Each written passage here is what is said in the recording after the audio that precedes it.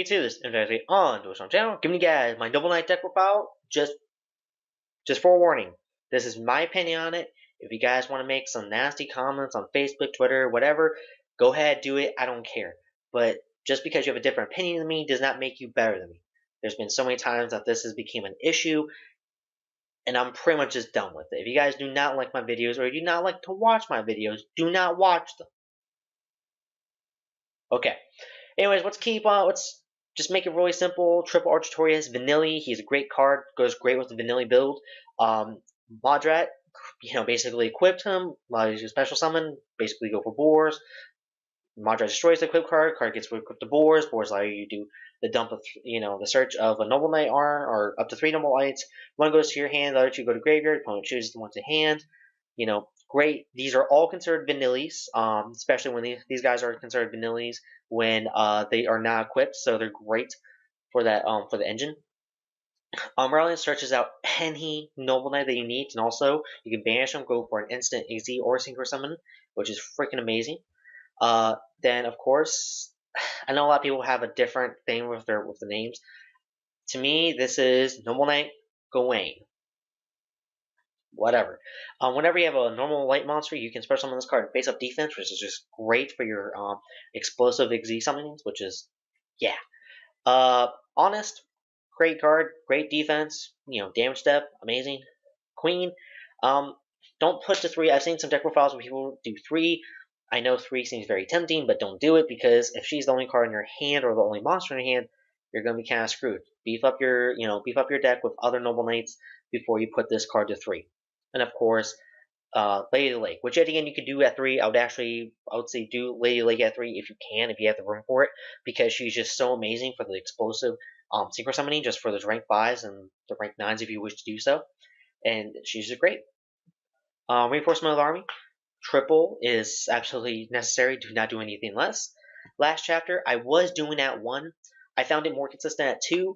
The only bad thing about this card is beginning game.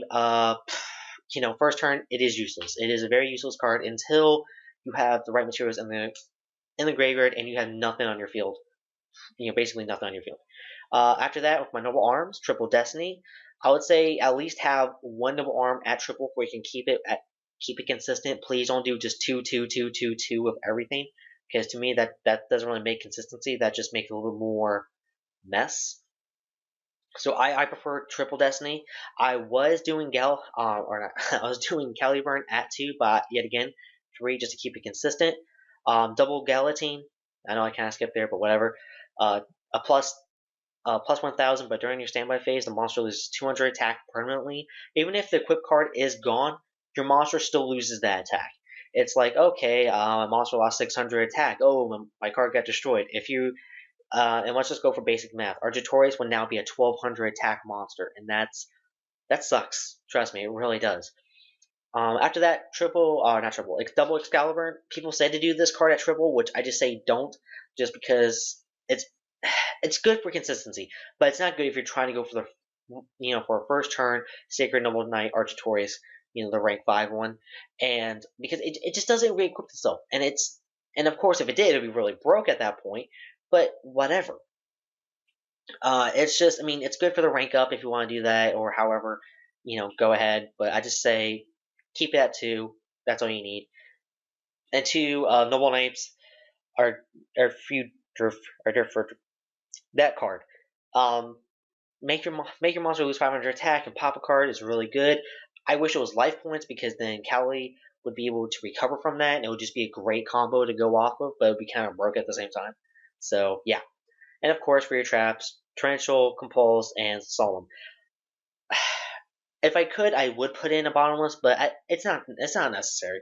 And you don't really want a lot of traps or a lot of back row, because, that take up space for your Noble Arms, but you want to have maxed out Noble Arms every freaking time. If you have your XZ, Synchro, or anything that's going to be your main beat stick. For the extra deck, 1 Mistworm, because there's plenty of forwards, and there's, and we also are running level 1 tuners. I was thinking about running like maybe some Stardust or whatever, because yes, of course, Merlin can do stuff like that. 3, 4, and 1. You can go for the 8, but it's not. You're not really using Merlin for anything other than just tributing search. So you're pretty much going to go for the double 4s and for the 1 to the 9s, however you want. Catastor, pretty good card. Staple, I think, if you're running any synchro deck, especially if you can run 5s very easily. Um, Noble Noble Knight of High Laundersalon, crazy good card. Synchro summon, grab grab a equip one of your normal arms from your deck to your hand, then equip. Oh, look at that! End of battle phase. I destroy your monster. I can search for a Noble Knight or a Noble Arms. To me, he's the ultimate searcher for the deck, and I just say if you can run him, just run. It's so good. Terrace Keeper Genesis, really good card to me. If you're gonna run any rank 5s, run this rank 5. Um, number 12, I do run him. I actually prefer him like over a lot of other rank 5s, and I know that seems kind of dumb, but he does a lot of protection. And of course, Noble Arms is equipped to any warrior, so you can actually do some really cool stuff with him and the Noble Arms and all kinds of shit like that. Sacred Noble Knight, King of Argitorius, he is the main guy. He is the center of attention that you want to go to every freaking time that you can. I mean, of course, when he gets a Z7, grab 3 Noble Arms from your graveyard, equip them. Of course, have to be different names, but whatever. Hey, let's detach material, pop, and you can still attack after that. And not just that, when it gets destroyed, yeah, when this card is on the field, it's sent to the graveyard at all. So it doesn't even have to be destroyed. It's like, okay, I'm just going to send them to the graveyard. Hey, let's special summon a level 4 or higher Noble Knight monster from your graveyard. I wonder what possibilities you could have of that. And of course, I mean, all up here, to me, it's just too dumb. Just too dumb good not to get, to take advantage of. Delta Rose, I love this card. It's like, oh, you take Z material from this card. Your opponent can't activate anything when you normal special summon monsters. Damn, that's good. Once per turn, you can detach Zero from this card, check one card on the field, destroy it, and you can still attack after that. To me, that's just. I mean, I know like we had Volcasaurus and stuff like that, which they hindered on purpose, but I mean, it's so good. Ragnar Zero just for the quick pop and draw, Blade Armor for the double poke, 101 just to be a dick and just start snatching shit. The rank 4 Argitorius, I don't really care for. I don't really go for him. But yet again, with Excalibur, you can go for the quick rank 5 if you want to. I mean, there are times when you have Excalibur in the graveyard and you're just like, damn, okay, I have Argitorius or hell, even any of these fuckers on your hand. And you also have Gawain in your hand. You're like, okay, normal summon, special summon Gawain, overlay for Argitorius, banish Excalibur, top Sacred Argitorius. And that's just really good to me. That's just like, holy fuck good. And of course, here we go. Excalibur, Heroic Champion Excalibur. He was one of my favorite rank 4s, especially back in the day during this Expo era. I mean, holy crap. I mean, this was like just so cool. It's like detach 2 weeks from this card, and you double this card's original attack. And I'm like, holy crap, that's good. And then of course you can run the Noble Arms in there, and you can do like Galatine and shit. It's like, man, you can get this thing to an amazing beat stick, and it's just so good. And it stays for so long at that crazy attack points. And of course, Xteon Knight just to kind of be like, you know what? I'm just gonna fucking nuke everything. It's like, oh, you see that card? I'm gonna fucking nuke it, and it's just hilarious. All right, for side deck, and these are cards that are are candidates. And I'm not saying I have all these. I'm not saying that you should have all these. I'm just saying if you want to put these in, these are my thoughts of other cards you could possibly put in if you don't like my other extra deck cards or however. Keeper Boundaries, pretty good card. It's just, can't do anything when he attacks. It's pretty cool, but I mean, he's a fiend, not really a warrior, so it doesn't really help with the Noble Arms. Catastor, yet again, just allows you to do a quick attack and pop. I was actually thinking about X-Saber Wayne and that whole kind of thing, just special summoning, just swarming.